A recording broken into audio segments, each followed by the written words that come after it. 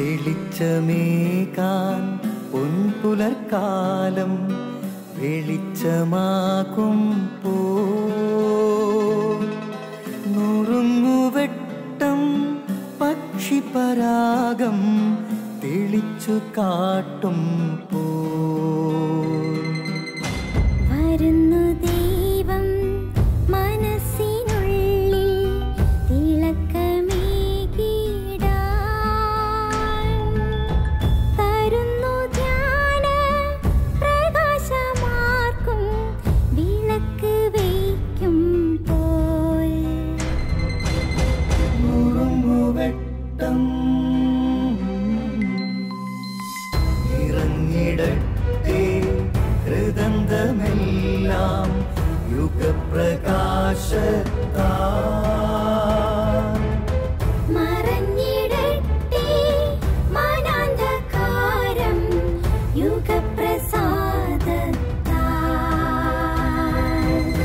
നുറുങ്ങുവെട്ടം.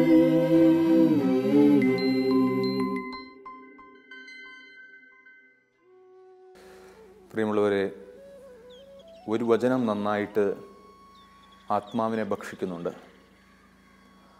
അത് നല്ല വിശപ്പോടുകൂടെ ഈശോ പറഞ്ഞ ഒരു വചനമാണ്. നിങ്ങളറിയാത്ത ഒരു ഭക്ഷണം എനിക്കുണ്ട്.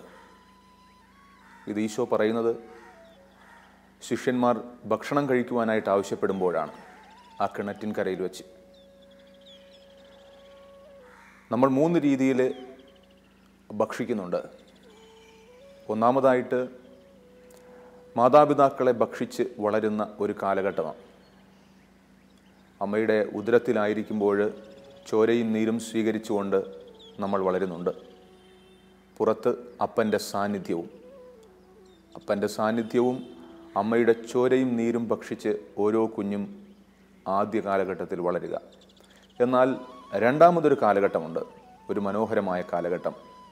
ഈശോയെ ഭക്ഷിക്കുന്ന കാലഘട്ടമാണത്.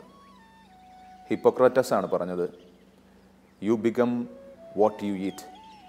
നിങ്ങൾ ഭക്ഷിക്കുന്നതെന്തോ അത് നിങ്ങളായിത്തീരും.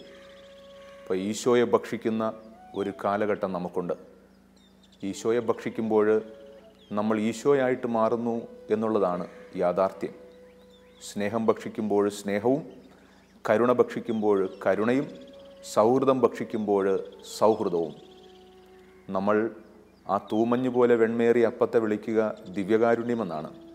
അത് ഭക്ഷിക്കുമ്പോൾ നമ്മൾ ദിവ്യമായ മറ്റൊരു കാരുണ്യമായിട്ട് മാറണം. ഇത് രണ്ടാമത്തെ ഘട്ടം മാത്രമാണ്. എന്നാൽ ഇതിനോളം പ്രാധാന്യമുള്ള മൂന്നാമത്തെ ഒരു ഘട്ടമുണ്ട്. അത് ഭക്ഷണമായിട്ട് മാറാനായിട്ടുള്ള കാലഘട്ടമാണ്. ഭക്ഷിച്ചതുകൊണ്ട് ഭക്ഷണമായിട്ട് മാറാനായിട്ടുള്ള ഒരു കാലഘട്ടം. ഈശോ നമ്മളെ അത് വളരെ കൃത്യമായിട്ട് ഓർമ്മപ്പെടുത്തുന്നുണ്ട്. ഞാനാണ് ഈ ഭൂമിയുടെ എല്ലാ വിശപ്പിനുമുള്ള അപ്പമെന്ന് ഈശോ തുടരെ പറയുന്നുണ്ട്. അത് ശിഷ്യന്മാരോടായിട്ട് ഈശോ പറയുക. അവർ ചോദിക്കുമ്പോൾ ഇത്രയും ജനതയെ സംതൃപ്തിപ്പെടുത്താനായിട്ടുള്ള അപ്പം എവിടെ നിന്ന് കിട്ടും? അതൊരു ചോദ്യമായിരുന്നു, ഈശോയോടുള്ള ചോദ്യം. എന്നാൽ ഈശോ തന്നെയാണ് അതിനുള്ള ഉത്തരം. ഈ ഭൂമിയിലെ എല്ലാ വിശപ്പുകളെയും അകറ്റുവാൻ പോരുമയുള്ള ഭക്ഷണമാണ് ക്രിസ്തു. ഈ ക്രിസ്തുവിനെ ഭക്ഷിക്കുന്നവർ ഭക്ഷണമായിട്ട് മാറണം. ഇതൊരു വലിയ ദൗത്യമാണ്. എളിമയോടുകൂടെ ഈ ദൗത്യത്തെക്കുറിച്ച് നമുക്ക് ചിന്തിക്കാം.